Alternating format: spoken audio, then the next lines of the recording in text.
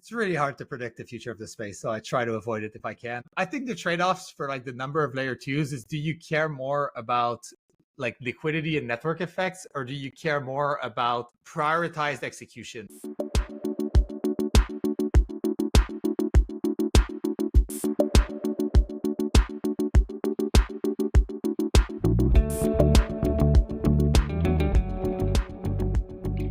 Hello and welcome to the Protocol Podcast. I'm Brad Keoun here with my co-hosts Margaux, Nijkerk, and Sam Kessler. We're excited to dive into today's show with the latest news and developments in technology behind crypto and blockchains.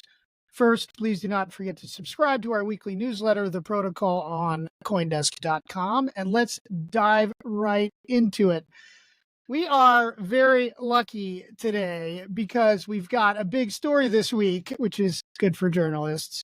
And we have exactly the right guest for this week's podcast. The big story is the Ethereum Dencun upgrade, which is the biggest upgrade for probably almost a year, at least, on the Ethereum blockchain, which of course is the world's second largest blockchain by market cap, but also the first super influential smart contracts blockchain that has really set the tone for kind of all of blockchain development now that we're all seeing, even on Bitcoin. And this upgrade is super important for Ethereum's scaling roadmap. And our guest is Tim Beiko from the Ethereum Foundation. He is the coordinator of the bi-weekly all-core devs call for Ethereum devs, and he's joining us from Vancouver. Welcome, Tim. Thanks a lot for having me. And Margaux is our Ethereum beat reporter, and she has been all over this reporter for not just like weeks, days, but also months and like a year. I remember when you wrote your Dencun preview sometime like probably last spring, Margaux, maybe. We wrote a Brangelina story about Dencun, about where that gets the name from, right? The Deneb and the Cancun upgrade. So, these upgrades, Tim can attest to this probably, but these upgrades love to Brangelina the two names because of the two upgrades simultaneously going on at the same time on the different layers. But why don't we get into this? Let's start there. So we're talking about this upgrade, Dencun, but maybe Tim, you can, just to set the stage for our audience, like what are, in your view, the key points, the key takeaways of what this Dencun upgrade entails? Yeah, of course. The main thing, this is kind of the thing everyone talks about, is EIP 4844, also known as proto-Denk sharding. And the idea with that is Ethereum will introduce ephemeral data storage to the network, which we call blobs, and layer twos, which are kind of these constructions that Ethereum uses to scale in many different ways. They consume a lot of data on Ethereum, and therefore they have to pay a lot of storage costs. And as a layer 2 user, if I'm sending a transaction on Optimism, Arbitrum, ZK Sync, most of my transaction fee is actually paying for the storage cost of data back on Ethereum L1. And so with this upgrade, we're introducing ephemeral data storage. And because the data is not stored forever, then obviously it ends up being cheaper. And therefore, those cost savings get passed on to layer 2 users. So that's definitely the biggest part of it. There's a ton of other stuff in the upgrade, but that's the focal point. I'm curious, you brought up the focal point is for layer 2s and rollups, especially because they are sort of now part of this like bigger roadmap and part of like the bigger Ethereum ecosystem and are sort of essential to scaling the blockchain and are there to sort of also allow for cheaper transactions. From your perspective, there's been a lot of conversation and rivalry among these layer 2s, sort of who can deliver the best product. And with this upgrade, they're going to also be competing for lower transaction fees. Like, what do you sort of envision in terms of like that reduction in terms of transaction fees? Like, what is that ballpark? And do you have any sort of feeling in terms of how they are anticipating this new change, basically? Yeah, there's a lot to unpack here. So And I guess we're getting into the weeds. So the way the upgrade works is it basically segregates data for L2s in its own fee market relative to like all the other gas transactions on Ethereum. And this means that there's just like way less people competing for that. So like right now, if I'm say sending a transaction on L1, I'm sending you some tokens or doing a swap or whatever, I'm competing for my transaction gas price with the Optimism sequencer and the ZK Sync sequencer on like this auction, and therefore, you know, like it raises the price for everyone. So by having this separate fee market, you allow only L2s to like compete for this limited amount of blob space that we call it, and that lowers the fees.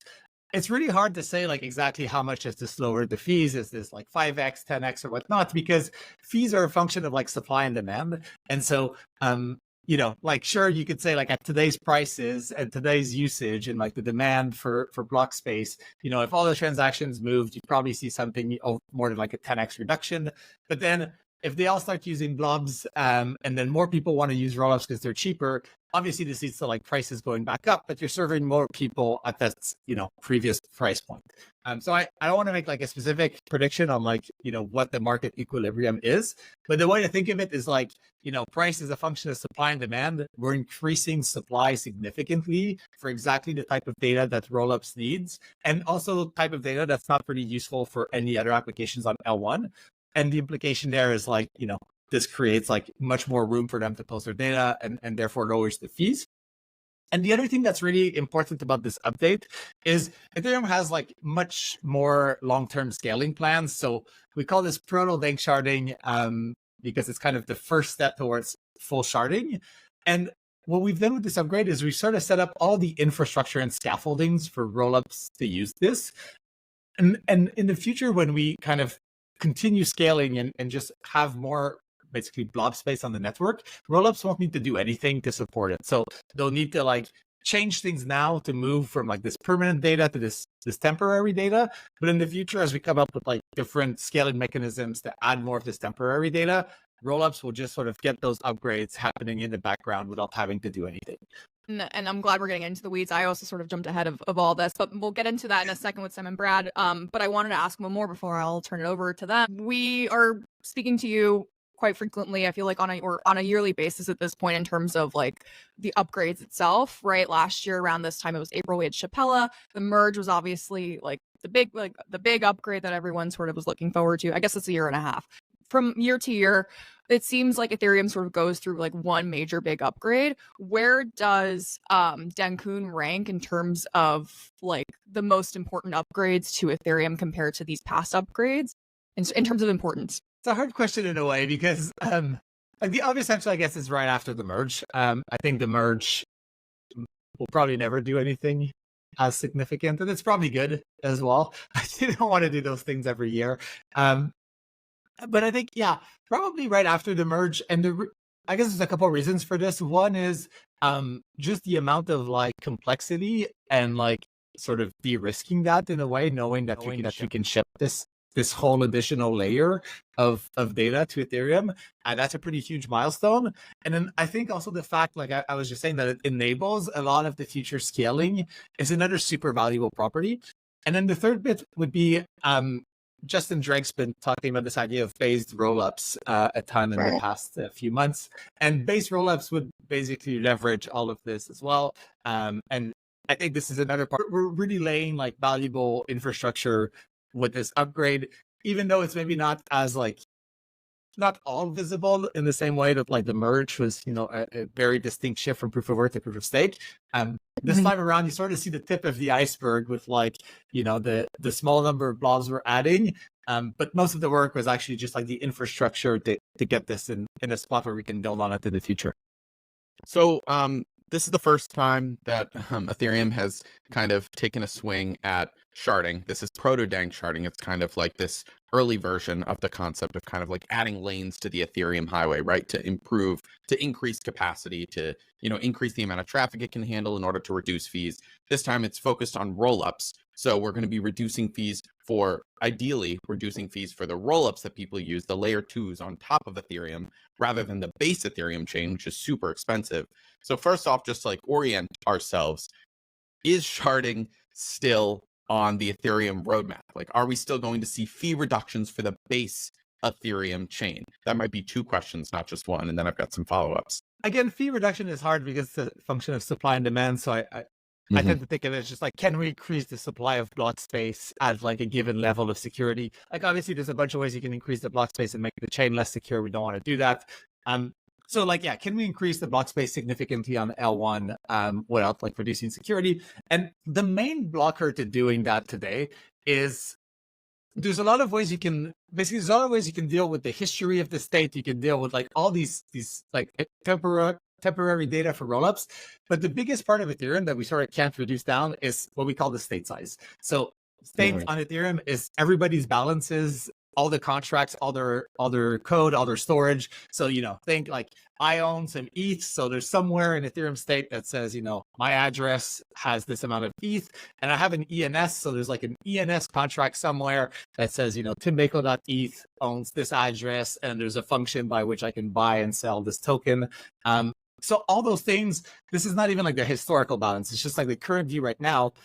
We need the network to store this. This is what we're sort of bound by. Like, why couldn't we just have 10 times more transactions on Ethereum? Is the amount of new addresses, the amount of new contracts would just grow super quickly, and then it would be really hard to run a node. So the way we think this can be approached is this idea of like stateless Ethereum. So today on Ethereum, when I send a transaction, all I send is like the exact changes I want to do on the state. And the assumption is every node on the network has a local copy of that state, and they're just going to update it against. One way you could change things is if every node only stored a part of the state or even none of it at all. And when I send you my transaction, you have like the state root. So like what everything sort of hashes up to. And then I send you like a part of the state I want to touch and what I want to do on it. And this is something we'd like to do, and we've been working on for a really long time. The challenge with doing this today is that sending these parts of the state is really bandwidth heavy today. So the way Ethereum stores the state is kind of like a Christmas tree. So it's like this long and narrow tree. And if you want to send a proof, you have to go from like the tip all the way to the bottom, and you have to send this along with your transaction. So this is just like not tractable today. Ethereum has this other roadmap item, which we call the Verge, which is about changing how we store all of the state on Ethereum. So going from like a Christmas tree to something that's more like a bush, which is like super wide but very narrow. And then if I want to send you a proof, I only need to send you like a shorter amount, and we could gossip that.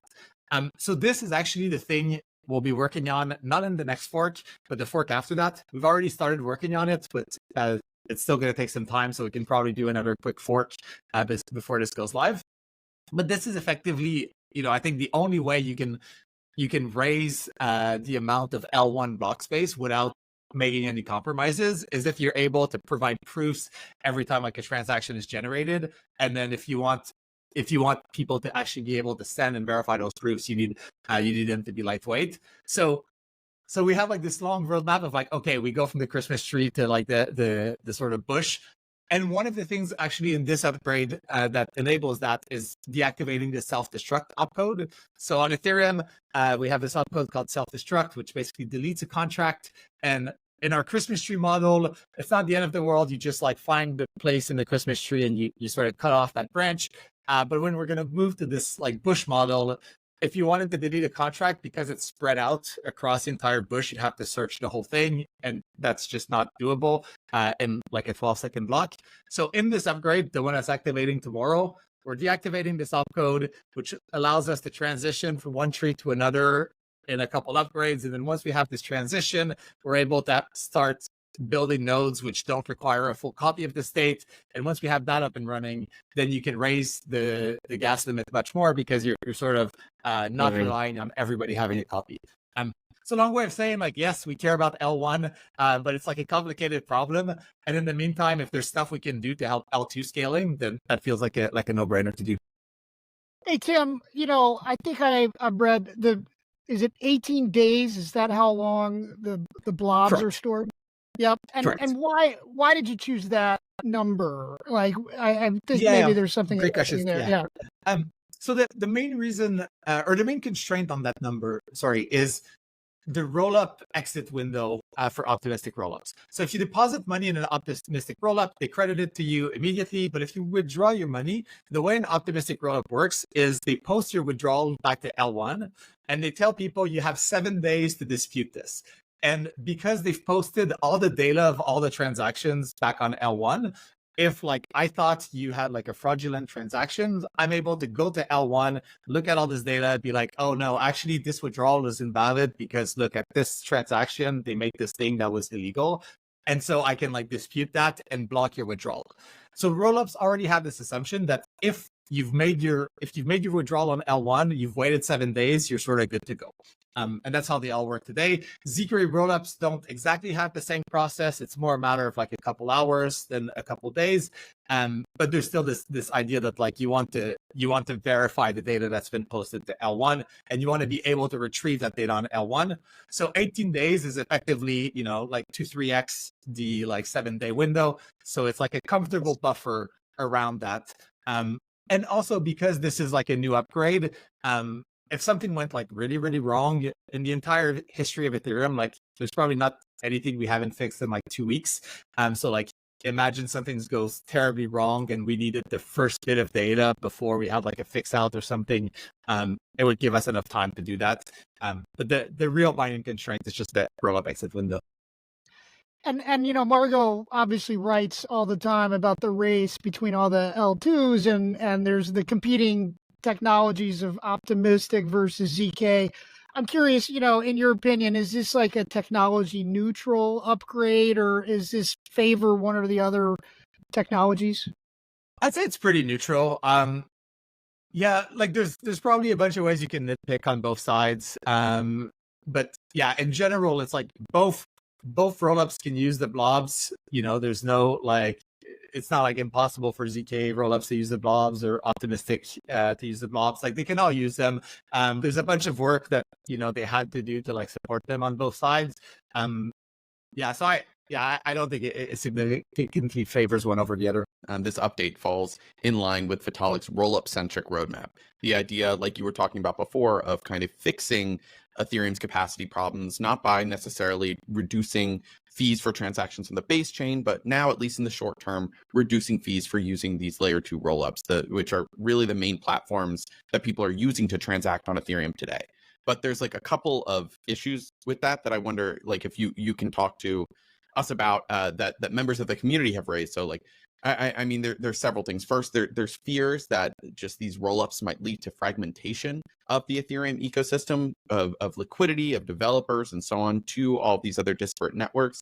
And then there's also kind of the fear here that Ethereum, by shifting to these rollups, is kind of increasing the community's appetite and comfort with chains that don't hold the same sort of security, decentralization principles, at least at this current moment, as Ethereum does. They don't have the same security apparatus. Using them is not the same as using Ethereum, which is, very secure, really robust, and also has this decentralized network, but also has all of the constraints with fees and so on that come with something like that. So there's a fear that by allowing people to move to these L2s or pushing them to the L2s, you're kind of making people more comfortable with a very anti sort of Ethereum vision. So I that's kind of two questions again, but I wonder, how are you thinking about those sorts of issues with the roll-up centric roadmap? Maybe to start with like the developer fragmentation and whatnot. Like I think this is like much more a feature than a bug. So like different people being able to deploy different types of rollups and experiment with that is hugely valuable. If you were bottlenecked on like Ethereum L1 core devs for every like innovation and just like transaction computations, like it take forever. And I mean, like, look, we're shipping sort of the first part of sharding right now. If we had to ship a rollup as well, like we wouldn't have neither an optimistic nor a ZK rollup live in production. And now there's like many of both. So I think this is like actually like that was actually a great decision in hindsight of like letting the market come up with all these solutions and seeing, look, if people prefer to use optimistic rollups because they can copy and paste their contracts from L1, then great. If people prefer to use ZK rollups with different VMs because they're able to use like a a native VM that doesn't have the same constraints as the EVM does because it's operating in a different environment and they can do way more performance stuff. Like DYDX was probably the first real good example of this. That's amazing as well. And like the fact that we have both today is something I'm stoked about this. Like I would not want like the decision, like, do we do optimistic or ZK rollups to have to like come through all core devs and be debated for years. It's like, no, just start your ZK rollup and see if people use it. And I think, I feel similarly in terms of like liquidity, like, look, if people want to use a big rollup, like there'll be network effects there. If like moving liquidity from one rollup to another is like a big enough problem, then people will provide a service for that. So I lose like absolutely zero sleep over any of this. I don't think like it's Ethereum's role to dictate how like the whole market structure should evolve. And I'm glad there's just more options for users. I think in terms of the security assumptions, like that is valid. Like rollups today are definitely not as secure as Ethereum L1 for a bunch of reasons. And that said, they are moving towards that. And I think, teams like L2 Beats, for example, do a great job of documenting exactly what is like the state of things and like what is like, how do they fall relative to each other, but also like how do they actually implement things, in detail. So I think, yeah, it does fall on us as a community to like educate people around that. But the flip side, though, is we can't prevent people from like going to other chains where it's cheaper, right? Like, Ethereum, like, look, we have an L1. It has these properties around security and this limited amount of block space. People bid to compete for this block space. Clearly, like the price of that is higher than a less secure chain for a bunch of reasons. I think what we can do, though, is say like, okay, we have an idea for a construction that can be secure with rollups. Theoretically it's sound, but then there's always all these like implementation details to get there fully, and be like open about like, look, there is this thing there that has these properties. It's cheaper, but like, you're making these trade-offs and ideally comparing them all against the other and allowing users to make a decision. I think that's like the best we can do. There's not a world where like Ethereum can say like, don't use cheap chains, right? Like people will. We can at least try to find a way to get cheap and secure chains over the medium term. Fascinating, Tim. Thank you so much. All right, we're going to take a quick break and we'll be right back. Calling all developers. Score a Consensus 2024 Developer Pass for just $109, but act fast. Only a limited number of these passes are available. You may have heard that Consensus ain't for devs, but here's why you're wrong. Consensus is the only place you can fully immerse yourself in a multi-chain environment and learn directly from 20-plus chains, including Arbitrum, Chainlink, Solana, and more. Enjoy 3 days of intensive learning with technical talks, 40-plus expert speakers, and 20-plus in-depth workshops, including dedicated half-days for Ethereum and Bitcoin, and 3 full days of programming on our Protocol Village stage. Consensus 2024 is happening May 29th through 31st in Austin, Texas. Don't miss your chance to network at curated developer meetups, find new career opportunities, and explore hundreds of side events and hacker houses around town. Grab your $109 developer pass today, but remember, this exclusive offer is limited. Visit consensus.coindesk.com now to secure your developer pass before they're gone. Explore the epicenter of blockchain innovation at Consensus 2024. And we're back with Tim Beiko of Ethereum Foundation. Tim, this is a great conversation. Thank you so much. Okay, I just say that sometimes I say that, Bitcoin in, its 15 years of existence, 2009, did I do that math right? Has already earned a chapter in monetary history. I think you could say the same thing about Ethereum. Just incredibly successful, incredibly influential, and it's fascinating to see it all, how it's all coordinated. It's all, these core dev calls are also global.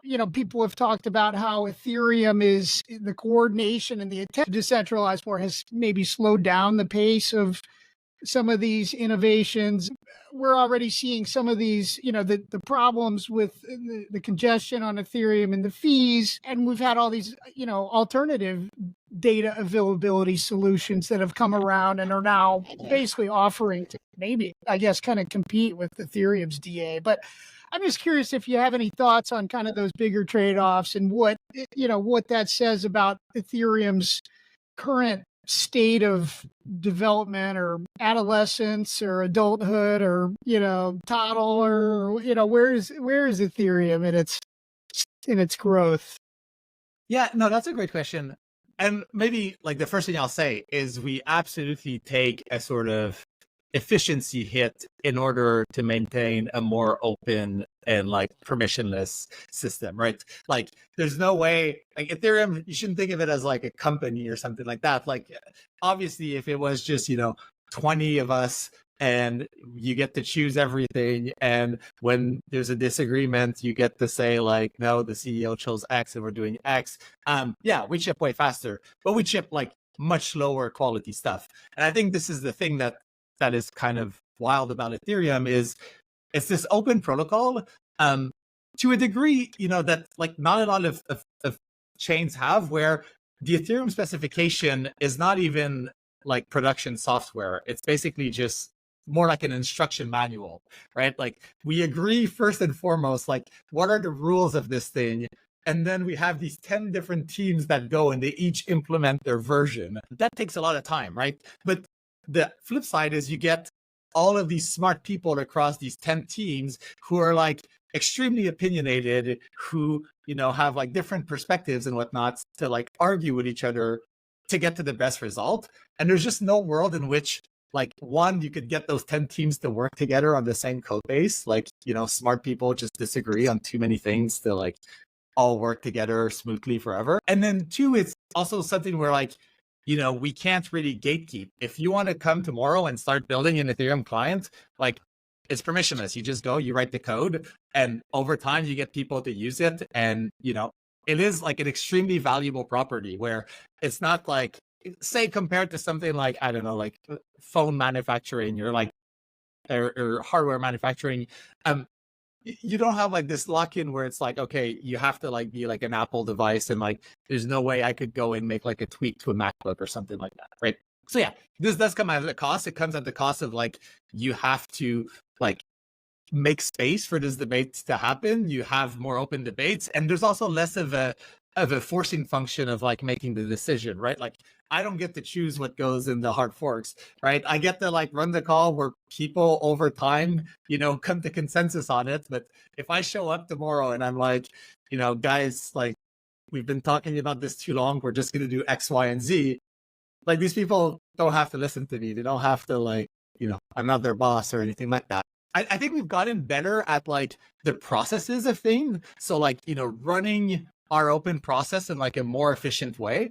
And I'll say one like big accelerant there has been just investing in better testing and like infrastructure that all the different teams can come and use. I think this is something in the past like 3-4 years since working on the merge where like the EF and other orgs have just like doubled down on like, can we build really good like basic infrastructure so that when we agree to do something, we can actually like ship it really quickly and not spend all our cycles, like trying to figure out how it's all going to work together. But yeah, I don't know where that puts us in like a stage of development. I think everybody involved values the openness of the process. Over time, we get better at like executing and just like working together with more and more people too. Like, I think this is the other big difference where today there's about 10 core client teams. And before the merge, there's maybe 8, but they were separated in like 4 and 4. We didn't really have to work together. So the merge, we sort of went from 4 to 8 having to work together. And then we're basically up to 10 now. And now we also have these teams, like in this last upgrade, folks from Coinbase, folks from Uniswap, folks from Optimism, all like contributed like serious engineering resources to make this happen. So Yeah, one thing I'm super excited about is just it feels like we're able to do this fairly efficiently at scale in the open. That's pretty unique. I wanted to ask because Brad had briefly mentioned about data availability solutions, and the core of this upgrade is about the data on Ethereum, and that it's gotten more expensive. And as a result of that, like these DA solutions, like Celestia, like EigenDA, like Avail, have sort of come to life to sort of solve that problem for now. But I'm wondering, like, in terms of, longer term, like, where does that sort of fit into the like bigger Ethereum like roadmap or ecosystem, as like this is trying to solve that data problem, but data is still probably more expensive on Ethereum. But at the same time as well, I've heard from these L2 teams that like the best data is the L1 data. How do you sort of evaluate those trade-offs between these DA solutions and L1 data? Yeah, I'd say that probably the main thing you can think about if you're not like a networking expert, which I'm not, is just which validator set is securing, your data, and therefore like which trust assumptions are you relying on. So if you use Ethereum, then it's like the entire Ethereum validator set is the thing that secures the blobs, right? Whereas other DA providers have different validator sets. But so like that's like the main trade-off. And you can think of this almost as like using like a different L1 from Ethereum, right? Like if you use another L1 with a different validator set, then you're relying on that validator set for the security of your assets. And like different validator sets have different properties. So I think Ethereum optimizes for like a highly secure validator set, through like a high, just like economic security level, through like a decentralized validator set and all of that. And different projects can make different trade-offs there. I think the other aspect of like, different DA solutions is you can obviously compete on like the technical design that you choose. But I think, to be fair, other teams might ship, other innovations quicker than Ethereum that are like a net improvement, but Ethereum can also, use those things and integrate them over time if we think that they're like safe and secure enough. So this is probably the other trade-off that's just like harder for an average user to see, is just, what is the actual technical implementation? Is it like a genuine improvement, or is it just like making a compromise somewhere down the stack?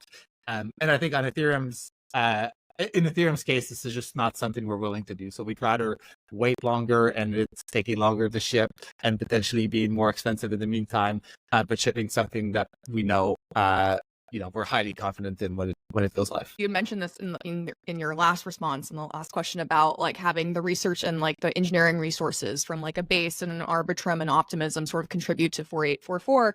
And, as Ethereum sort of becomes not just like the core devs or like the core L1 protocol, but sort of becomes this like whole other industry of rollups and DA solutions and like restaking, you're at the EF, and that's sort of at the core of coordinating what's happening on Ethereum. How do you sort of see your role, and how does the EF sort of play a role in coordinating with these other teams? Like you said, like representatives from Arbitrum and Base have like come on to join the like a call about 4844. But I imagine like there's going to be so many more upgrades that affect not only like the L1, but also all these other mini ecosystems. What is the EF thinking about in terms of like getting everyone on the same page as this umbrella and this big tent becomes an even bigger big tent? Yeah, that's a good question. I think there's like probably three ways you can break this down.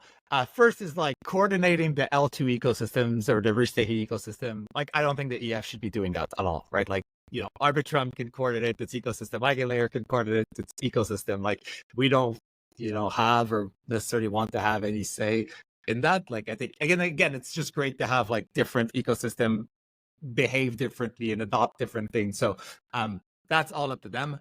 I think the second part, though, is like, how do you bring in their voices when stuff affects them?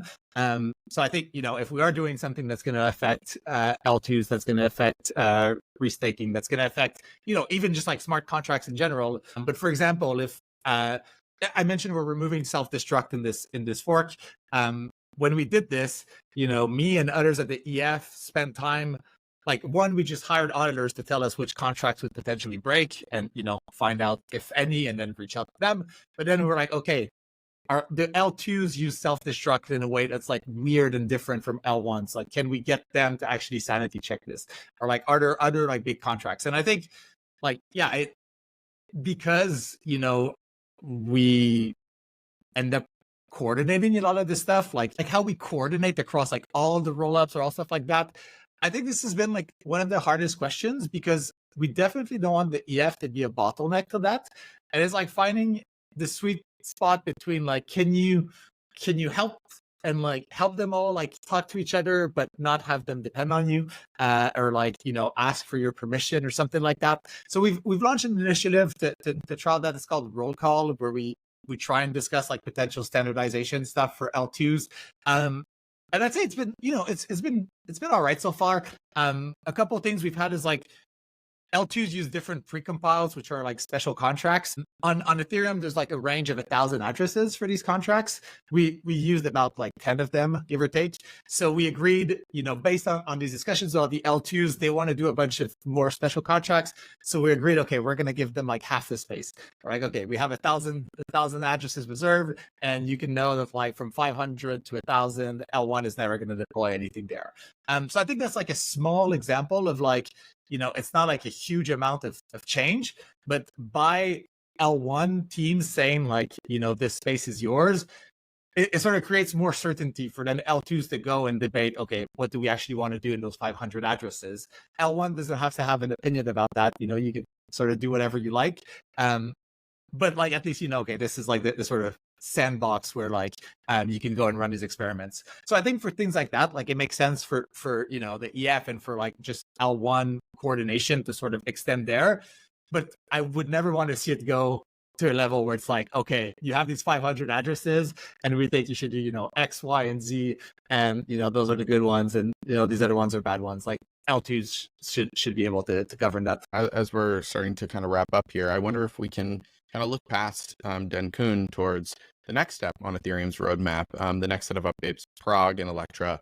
Can you tell us briefly, like, what is going to be in those packages, and what should we look forward to over the next year or two of Ethereum's development?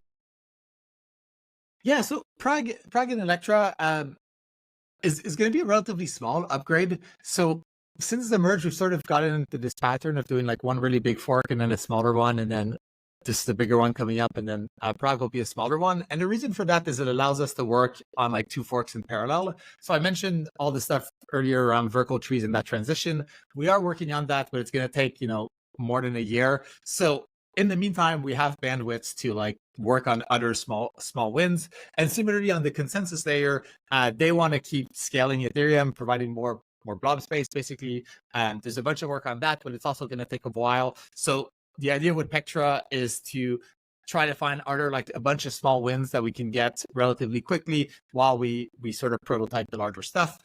So far, we have things like triggering validator withdrawals from smart contracts, which is like a very nice thing that you can't do today. Adding the BLS precompile, which is the curve that's used on the beacon chain that you can't verify natively on L1 today. And removing the deposit window. So when you make a deposit for a new validator, you have to wait 2,000 blocks for it to be activated. This was in the proof of work days because, you know, we didn't want to have reorgs past that point. Obviously, since the merge, we don't need that anymore. The validators know every block, sort of what's up on the execution chain. So we're going to remove that in the next fork. So you can think of it as like just all these sort of small but valuable things. And there's a big conversation around wallets and EOAs and account abstraction as well. So we might see a fork, we might see an EIP in that fork that addresses that somehow. So you can think of it like, yeah, a bunch of small, nice things coming in Pectra, hopefully sometime this year, early next year, something like that. And then in parallel, a lot of work done on like these larger initiatives on both the execution and consensus side. Yeah, I mean, one of the great, you said we're going into the weeds, I think. One of the great things is having somebody who really knows it explain it, because you explain it in very simple terms, which is very much appreciated. And okay, just one last one here. You know, I was talking with our editor-in-chief, Kevin Reynolds, just a little bit ago, and we were talking about the number of layer 2s. And I just pulled up the website L2B, which I'm sure you check occasionally. Maybe you do. And they list 45 active layer 2s, 34 upcoming projects, and then they've now have a layer 3 projects. They got 4 active.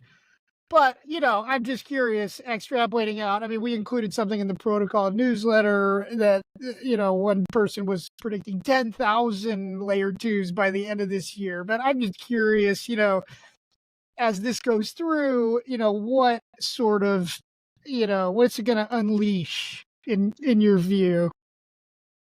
Yeah, it's really hard to predict the future of the space, so I try to avoid it if I can. I think the trade-offs for like the number of layer 2s is, do you care more about like liquidity and network effects, or do you care more about prioritized execution? And what I mean by that is, if you have like a specific app that everybody needs to like touch at the same time, and it's really important that like you touch it all the time. Like gaming is usually the example that people come up with this, right? Like you need to always be like touching that contract over and over. It kind of makes sense to have like your own chain, because you don't want like other transactions to like slow down the rate at which you can post your updates. Whereas if you have something that's like super interconnected, right? Like DeFi is a great example of that, where I want to like, put some collateral, borrow against it, take my borrowed collateral, put it in some other protocol. Then you care more about like the network effect and like getting, say, those 3 transactions done in one block.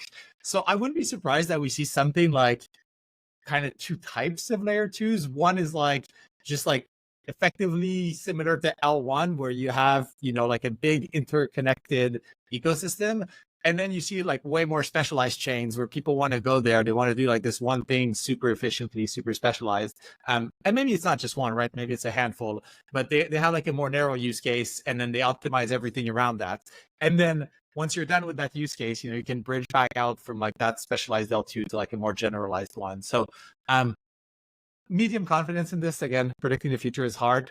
But I think it will be possible to have like many, many different types of L2s. And I mean, it's already the case today.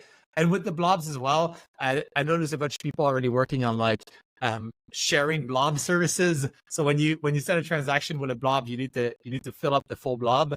But then if you have a bunch of small L2s, maybe they don't. So people are working on like a service which just say, okay, you use 10% of the blob, you use 20%, and then we could put like 5 different L2s in a single blob. So I'm sure all of that will emerge, and we'll see a bunch more L2s. I want to ask like 10 questions about what you just said, but I think we got to wrap it. And I know you've got a busy, you're quite busy yourself. So Margaux, thank you for leading this fascinating discussion. Tim, thank you so much.